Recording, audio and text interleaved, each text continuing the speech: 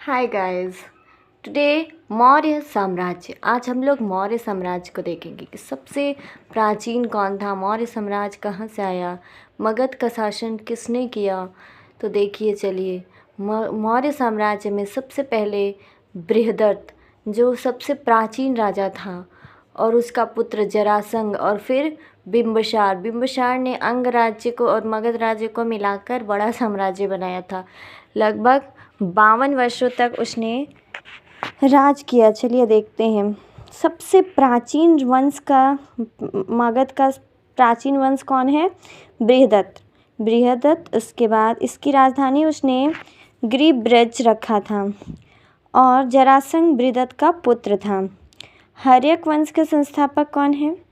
बिम्बिसार मगध की गद्दी पर, मतलब पहले आया बृहदत्त के बाद उसका पुत्र जरासंध, उसके बाद उसका पुत्र बिम्बिसार, मतलब हर्यक वंश का संस्थापक बिम्बिसार मगध की गद्दी पर आ गया 544 में बौद्ध ग्रंथों के अनुसार।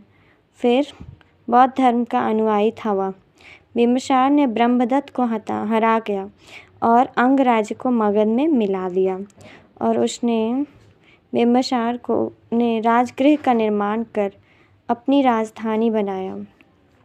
बिम्बिसार ने मगध पर करीब 52 वर्षों तक शासन किया और महात्मा बुद्ध की सेवा में बिम्बिसार ने राजवैद्य जीवक जो उसका पुत्र था उसको भेजा और अवंती के राजा प्रोदत्त जब पांडु रोग से ग्रसित थे तो उस समय भी बिम्बिसार ने जीवक को उसकी सेवा शुश्रूषा के लिए भेजा था। जीवक उसका पुत्र था जिसे डॉक्टर बनाया था पढ़ा लिखा कर। बिम्बिसार ने अपना वैवाहिक संबंध स्थापित कर अपने साम्राज्य का विस्तार किया। इसने कौशल राज्य नरेश प्रसेनजीत की बहन महाकौशला से विवाह किया। फिर वैशाली के चेटक की पुत्री चेलना से विवाह किया और फिर मद्र यानी पंजाब, आधुनिक पंजाब, मद्र देश, पंजाब की राजकुमारी क्षेमा से शादी की और बिम्बिसार की हत्या उसके ही पुत्र अजातशत्रु ने कर दी और 493 ईस्वी में मगध के गद्दी पर बैठा। अजातशत्रु का उपनाम कुनिक था। अजातशत्रु ने 32 वर्षों तक मगध पर शासन किया। अजातशत्रु प्रारंभ में जैन धर्म का अनुयायी था और अजातशत्रु के सुयोग्य मंत्री का नाम वर्षकार था। इसी की सहायता से वह अजातशत्रु ने वैशाली पर विजय प्राप्त की और अजातशत्रु की हत्या उसके पुत्र उदयन ने की 461 ईसा पूर्व में कर दी। सोचिए, उसने अपने पिता की हत्या की, अजातशत्रु ने बिम्बिसार की और अजातशत्रु के पुत्र उदयन ने अपने पिता अजातशत्रु का हत्या कर दी और राजगद्दी पर मगध पर बैठा।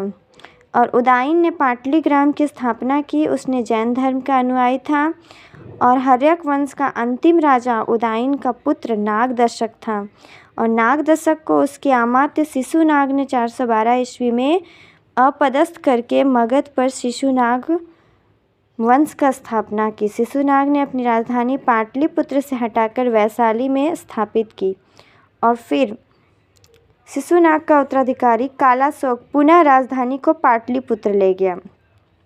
अब शिशुनाग का अंतिम राजा नंदीवर्धन था और नंदवंश का संस्थापक महापद्मनंद था। नंदवंश का अंतिम शासक घनानंद था और उसने सिकंदर का समकालीन था जिसे चंद्रगुप्त मौर्य ने युद्ध में पराजित किया और मगध पर एक नए वंश मौर्य वंश की स्थापना की।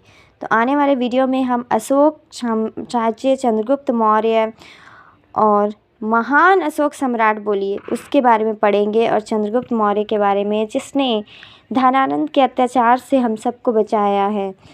ठीक है, आप अपने हमारे वीडियो को सब्सक्राइब, लाइक, कमेंट ज़रूर करें। धन्यवाद।